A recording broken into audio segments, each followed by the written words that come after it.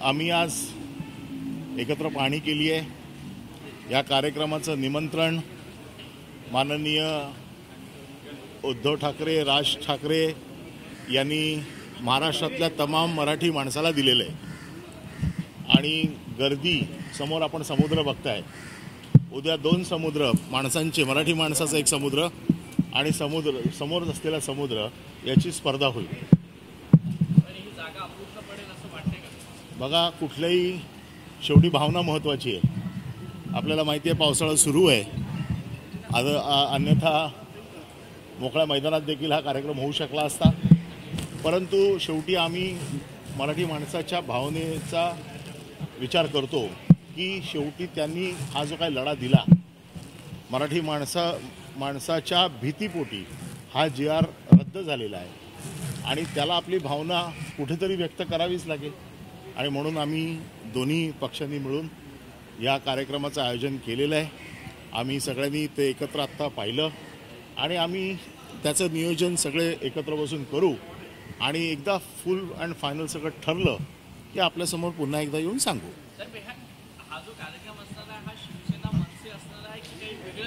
नाही, हा कार्यक्रम मराठी माणसाचा असेल। या कार्यक्रमाला सगळ्याच पक्षांनी पहिलाच सांगितलं, कुठलाही राजकीय अजेंडा असणार नाही, अजेंडा एकच आहे, मराठीचा। त्याच्यामुळे जरी आयोजक ठाकरे बंधू असले तरी देखील हा मराठी माणसाचा कार्यक्रम आहे, मराठीसाठीचा कार्यक्रम आहे। या कार्यक्रमात कुठलाही राजकीय विषय नाही। गर्दी जमणार नाही म्हणून दोघे एकत्र येऊन गर्दी जमणार नाही, त्यामुळे दोघे एकत्र येतात। तुझं वय काय? गर्दी, ठाकरे आणि गर्दी हे समीकरण आजपर्यंत महाराष्ट्रात कधी तुटलंय का? ज्यांनी आज कधी बोलले असतील त्यांनी ह्या गर्दीचे चटके कायम बघितलेले आहेत आणि तटकेची या गर्दीची ऊब देखील घेतलेली आहे।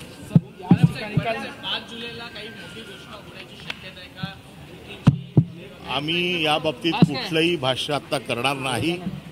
आम्हाला एकच गोष्ट माहिती आहे, मराठी माणसाचा हा विजय आहे, तो साजरा करण्यासाठी आम्ही सगळे एकत्र येतोय। काल याच ठिकाणी मुख्यमंत्री देवेंद्र फडणवीस यांनी सुद्धा भाषण केलं आणि थेट या संपूर्ण सभेवर आणि तुम्ही मिळवलेल्या विजयावर सुद्धा टीका केली की कुणाचा विजय नाही झालाय, आम्ही याच्याबद्दल समिती सुद्धा आखली। बघा, मी या बाबतीत आता कुठलंही राजकीय भाष्य करणार नाही। त्याचं कारण असं आहे की राजकीय भाष्य करण्याचं हे व्यासपीठ नाही। राजकीय उत्तरं त्यांना जी द्यायची आहे ती जिथे जिथे राजकीय व्यासपीठ आहे तिथे देऊ। हा विषय जो आहे हा मराठीच्या विजयाचा जल्लोष आहे आणि मराठीच्या विजयाच्या जल्लोषामध्ये आम्ही कुठलाही राजकीय विषय आणू इच्छित नाही। पक्ष नेहमी म्हणताय की उद्धव ठाकरेंच्या संदर्भातली त्रिभाषा सूत्र लागू केलं होतं, त्यांचा GR, याच्या बाबतीतला सविस्तर खुलासा मी केलेला आहे। सगळे GR मी दिलेले आहेत, सगळी वस्तुस्थिती मी आपल्यासमोर वारंवार मांडलेली आहे। आता वारंवार खोटं बोलवून एखादी गोष्ट नॅरेटिव्ह सेट करण्याचा त्यांचा प्रयत्न आहे। त्यांना झालेला पराभव जिवारी लागलेला आहे आणि म्हणून हे खोटं बोलतायत असं माझं स्पष्ट मत आहे।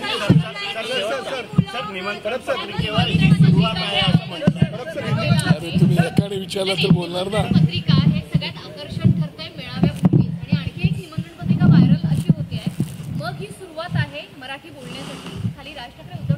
सन्माननीय ठाकरे बंधूंनी खुलं विनंती, निमंत्रण संपूर्ण महाराष्ट्रातल्या मराठी बांधवांना दिलेलं आहे आणि मला असं वाटतं की एक ऐतिहासिक क्षणाचे आपण सगळेजण साक्षीदार त्यासाठी होणार आहोत आणि म्हणून तुम्हालाही निमंत्रण आहे, नाही तर तुम्ही येणारच आहात। त्यामुळे मला असं वाटतं की तुम्ही त्या दिवसाची वाट पहा।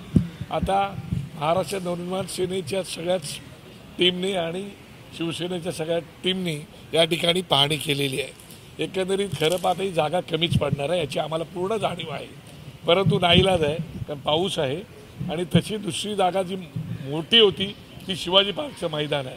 त्या शिवाजी पार्कच्या मैदानाची पण आपण मागणी केली होती, पण दुर्दैवाने अजून काही त्याचा रिझल्ट आला नाही। त्याच्यामुळे आता इथे निर्णय झालेला आहे घेण्याचा। मला असं वाटतं की जी काही जागा आहे त्या जागेमध्ये त्याची सुरक्षता वगैरे सगळ्या पाहूनच त्या जागेचा उपयोग करण्यात येणार आहे आणि उत्तम प्रकारे हा दोन बंधूंचा मेळावा होईल, त्याच्यात इतरही सगळे लोक सहभागी। ते आता बोलू शकत नाही ना, कारण मोर्चाला जर एवढे प्रचंड लोक आली असती तशीच लोक इकडे सुद्धा येतील। त्यामुळे आम्ही चिंतित आहोत की आपल्याला जागा किती कमी पडेल, जास्त होईल, पण जास्त होणार नाही, कमीच पडणार आहे। पण तशीच वेळ आली तर समोरचे रस्ते सुद्धा आहेत समुद्राला साक्षी ठेवून, मग ते रस्ते सुद्धा आम्ही सोडणार नाही. सर, सत्ता पक्षातील नेत्यांना निमंत्रण दिलं गेलं आहे का किंवा त्यांना दिलं जाणार का निमंत्रण? नाही, ज्यांनी या मोर्चाला सहभागी होण्यासाठी सहकार्य केलं होतं त्या सगळ्यांशी आम्ही स्वतः बोलतो आहोत आणि त्यांना त्या ठिकाणी निमंत्रण सुद्धा दिलेलं आहे. ते आले तर त्यांचं स्वागत आहे. आता त्या भाषणाच्या संदर्भामध्ये एकत्र बसून त्याच्यावरती निर्णय होणार आहे. खुलं निमंत्रण आहे. आणि प्रत्येक मराठी त्याच्यात माणसाला शेवटी किती भाषणं द्यायची, आलेला माणूसही करण्याचा कामा नये. कदाचित पाऊस आला तर काय करणार, या सगळ्या गोष्टींचा विचार करून सगळा निर्णय घ्यावा लागेल. आणि आज परत आम्ही आता पाहणी झालेली आहे, आज पुन्हा रात्री आम्ही एकत्र बसू. महाराष्ट्रातले सगळे पक्ष येतील.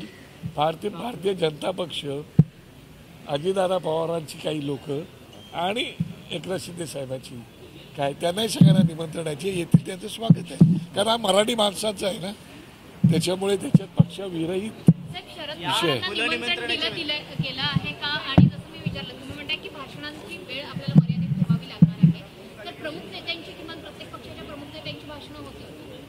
नेते जर आले तर त्यांची निश्चितपणे भाषणं या ठिकाणी होणार आहेत, पण त्यालाही मर्यादा आहे ना, कुठल्याही गोष्टीला मर्यादा आहे. आणि तुम्ही सगळे जर येणार आहात ते ठाकरे बंधूंच्यासाठीच येणार आहात.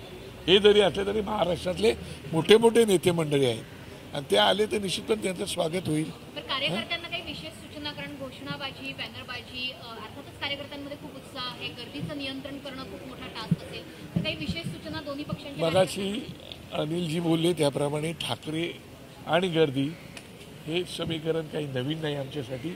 वर्षानुवर्षे गेले 50-60 वर्ष आम्ही बघत आलेलो आहोत. त्यामुळे त्याचं कसं नियंत्रण करायचं, कार्यकर्त्यांना काय सूचना द्यायच्या, त्याची आम्हाला न सूचना देता कार्यकर्त्यांना आली.